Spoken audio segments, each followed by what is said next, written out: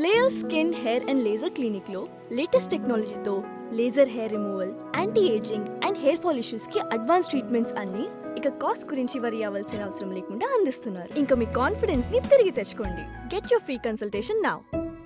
విజయవాడ నగరం నడిబొట్టులోనైనా, గుంటూరు నగరం నడిబొట్టులోనైనా మీరు ఎంపిక చేసుకున్న ఏ ప్రాంతానికైనా టీజార్ సుధాకర్ బాబు అనే నేను మాజీ శాసనసభ్యుడిగా వైఎస్ఆర్ కాంగ్రెస్ పార్టీ ఎస్సీసీఎల్ అధ్యక్షుడిగా సవాల్ చేస్తున్నా. సంక్షేమ హాస్టళ్లలో, గురుకుల హాస్టళ్లలో నువ్వు మా బిడ్డలను చంపడానికి కుట్ర చేశావనేది నిజం కాదా? ఒకవేళ కాకపోతే నువ్వు నమ్మిన ఆకస్మిక తనిఖీల పేరుతో ఆ గురుకుల పాఠశాలని సాయంత్రం 6 గంటలకు పోదాం రండి, ఆ బిడ్డలు ఏమన్నం తింటున్నారు మీ బిడ్డలకు తినిపించండి, బిల్ గేట్స్కి తినిపించమని డిమాండ్ చేస్తున్నా. నువ్వు మెనూలు పెట్టి వేల కోట్ల రూపాయలు బిల్ గేట్స్కి తినిపించడం వల్ల అయ్యి మా సొమ్ములే కదా. ఏమండి, ఇన్ని ఘోరాలు ఇక్కడ జరుగుతుంటే ఈ రాష్ట్ర ముఖ్యమంత్రి గారికి షాడో ముఖ్యమంత్రిగా పేరుగాంచిన నారా లోకేష్ గారు ఎక్కడున్నాడో తెలుసా మిత్రులారా? తైతక్కలాడుతున్నాడు, డ్యాన్సులు వేస్తున్నాడు, సినిమాలకు వెళ్ళాడు, షికారుకి వెళ్ళాడని నేను చెబుతాను. నేను చెబితే మీరు నమ్మరు. ఏమండి, ఇక్కడ 900 మంది బిడ్డలు 14 నెలల కాలంలో ఆసుపత్రుల పాలై ఎలుకలతో కొరికించుకొని చావు బతుకుల మధ్య ఉంటే, ఇదిగో నిన్నగాక మొన్న ప్రకాశం జిల్లా సింగరాయకొండలో శ్రీ చైతన్య నవోదయలో 6వ తరగతి చదువుకున్న చిన్న బిడ్డ ఉరేసుకొని చచ్చిపోయాడంట. 6వ తరగతి చదువుతున్న చిన్న బిడ్డ ఫ్యాన్కి ఉరేసుకోవడానికి కుదురుతుందా? పోనీ బాత్రూమ్ కిటికీకి ఉరేసుకోవాలంటే అబ్బాయి హైట్ ఎంత ఉంటాడు? ఇవి కదా పట్టించుకోవాల్సింది. ఇవి పట్టించుకోవాల్సిన విద్యాశాఖ మంత్రి, ఇవి చూడాల్సిన విద్యాశాఖ మంత్రి ఎక్కడున్నాడు తెలుసా అన్న? అది అక్కడ ఉన్నాడు. ఎక్కడ ఏమున్నాడు? పబ్లిసిటీ పిచ్చతో క్రికెట్ ఇంట్లో నుంచి చూడవచ్చు. చూడండి ఎక్కడున్నాడు మన విద్యాశాఖ మంత్రి గారు.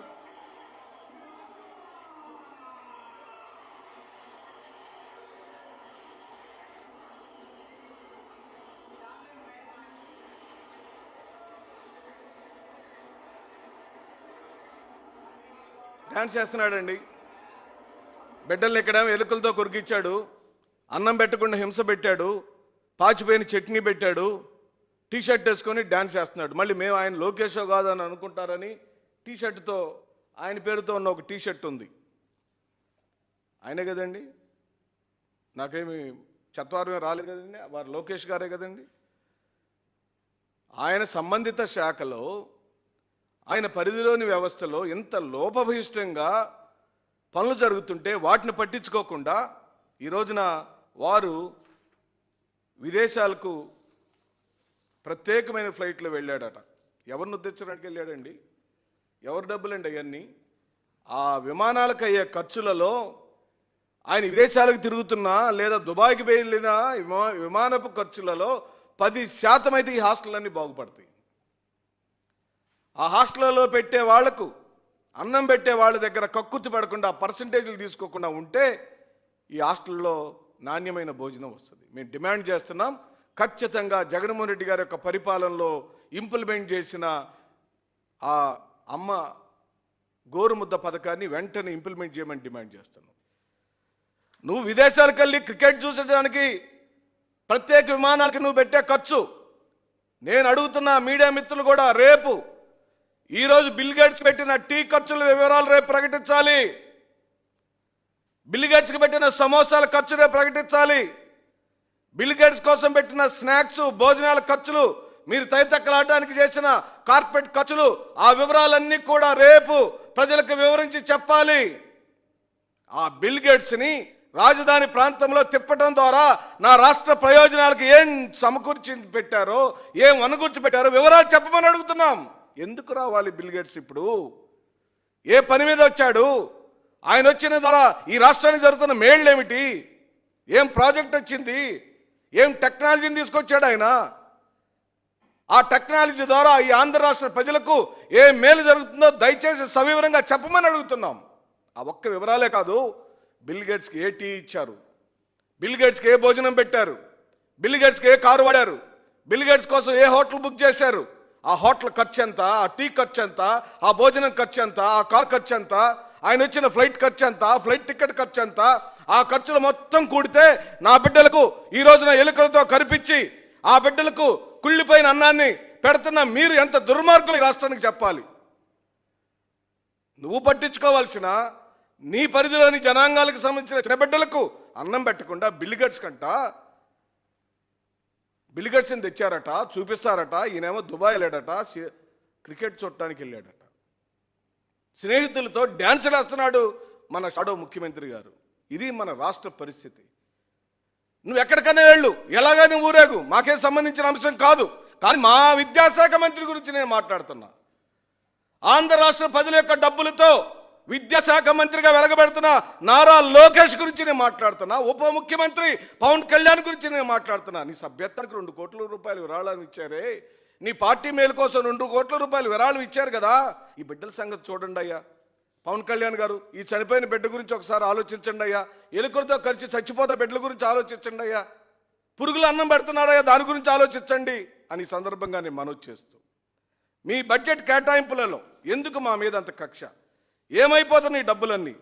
ఎక్కడికి వెళ్ళిపోయినాయి ఈ డబ్బులన్నీ? ఈ డబ్బుల వివరాలను మీరు చెప్పాలి. ఒక్క ఫీజు రింబర్స్మెంటే కాదు, బాబాసాహెబ్ అంబేద్కర్ విగ్రహానికి నీళ్లు పోసే నాదుడు లేడు మిత్రుడా. పిచ్చి మొక్కలు అక్కడ వస్తే మొక్కలు పీకే నాదుడు లేడు. ఫౌంటైన్ ఎండిపోతే ఫౌంటైన్ శుభ్రం చేసే నాదుడు లేడు. ఈ రోజున అమెరికాతో సహా ప్రపంచంలోనే ఏ వ్యక్తికి దక్కని గౌరవం మన బాబాసాహెబ్ అంబేద్కర్కి ప్రపంచంలో దక్కుతుంది. సిగ్గుపడాలి నారా చంద్రబాబు నాయుడు, సిగ్గుపడాలి పవన్ కళ్యాణ్, సిగ్గుపడాలి నారా లోకేష్.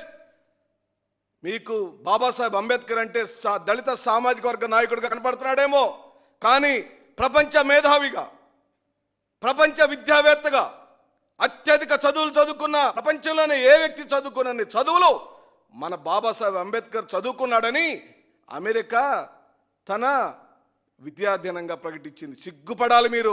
అలాంటి బాబాసాహెబ్ అంబేద్కర్ విగ్రహాన్ని రాజశేఖర రెడ్డి గారు కుమారుడు శ్రీ వైఎస్ జగన్మోహన్ రెడ్డి గారు 400 కోట్ల రూపాయలతో నిర్మాణం చేస్తే నీళ్లు పోసే దిక్కు లేదా? మొక్కలు పెంచలేరా మీరు?